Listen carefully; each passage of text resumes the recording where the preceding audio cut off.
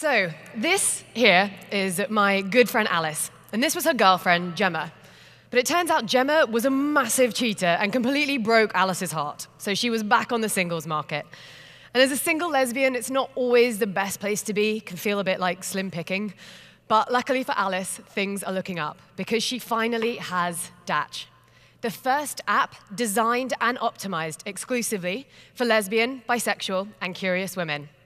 And let me show you what it looks like. Alice signs into Dattch using Facebook, and this authenticates that she is both real and female. And it's the first thing she loves about the app, because unlike every other lesbian site, she no longer has to deal with messages coming in from guys trying to convert her or asking her for a threesome. Yes, guys, we are onto you, thank you. When she's in the app, Alice sees the users that she wants to see. And it's the second thing she loves, because it's not just the closest person to her. Because you see, Alice isn't a guy. She's not looking to meet up with someone in 2 minutes or 20 minutes. She's a woman, and she books her dates a few days in ahead. So Dattch gives her the filters that are relevant to her. She's wishlisted a few profiles because, like most women, she checks someone out 2 to 3 times before sending a message. But this is the third thing that Alice loves about Dattch. It's their profiles, because they've been actually designed for women. It's not just face shots with one text box that says, "Ask me, winky face." It's actually a Pinterest-style board that shows who Emily is, what she does in her spare time, where she'd like to go on holiday, the kind of food she's into. It gives Alice tons of hooks to open a conversation. But today, Alice is actually short on time. So she plays Would You Rather, the fastest way to start talking to other girls. She simply swipes up which she would rather, a Dattch girl or an alternative. If she chooses a girl and that girl has chosen Alice too, they'll get a match. But more than that, they'll get an introduction. It will say what they chose each other over. It's a really simple and lighthearted way to start the conversation. So let's see what they chose. You love unicorns and cheesecake. So the next, as she carries on playing, after 10 swipes, Alice gets the fourth thing she loves, a Dattch match. It's 2 girls chosen specifically for her based on the data from her previous swipes. She loves it because they're curated for her, and there's a higher likelihood of a match because they'll be seeing Alice too. Alice and Amy actually met on Dattch, and they actually are still together. But the cool thing is, Alice doesn't have to close her account just because she's all loved up. She goes into her settings, and she turns on girlfriend mode. It clearly updates her profile to show that she's off the market, and Dattch saves the date to send her and Amy a reminder of when their anniversary is coming up. But the reason she loves this part of the app is because she can stay connected to her community. She can go to the Dattch blog and carry on reading about the LGBT news and events and chat with her friends, and she's still connected. Alice and Amy met on Dattch.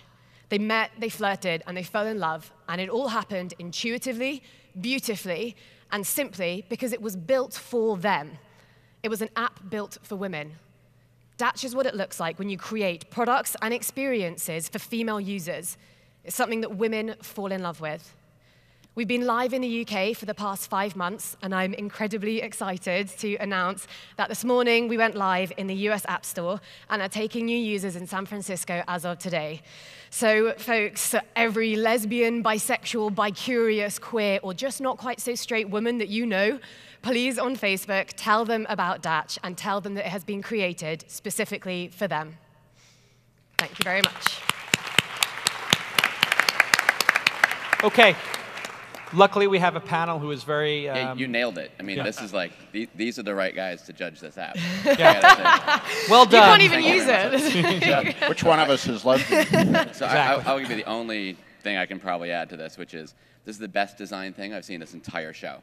Oh, all the days. That was just, it's a really gorgeous app. Thank you. Okay. So I'm sorry, I must have missed it, but how do you guarantee that the users are LGBT? Yep, so we don't guarantee they're LGBT. So we have some straight women on the app that are still working out what it means for them. We just guarantee that it's completely women. So at the moment, Facebook's our main authentication method, and we check about 7 different calls on a profile. If you're a transgender user, you're completely welcome on the app, but we just do an alert that says, please email us, and then we'll normally have a Skype call at the moment with those users. Can you give us a sense of the size of the community, the retention that you see across your cohorts? And just a question, fab.com turned from a gay community to e-commerce website because they couldn't scale. So what are your thoughts based on their experience? The first part of the question was the size of the market. So 8%. Where you guys are in terms of your own size and footprint. So the volume of users, yeah. So we're in the UK at the moment. We haven't released the number of users that we have, but it's growing 25% month on month at the moment.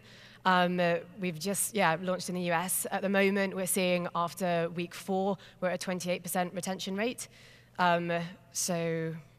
Size of the market, yeah. The size of the market is 8% of women identify as lesbian.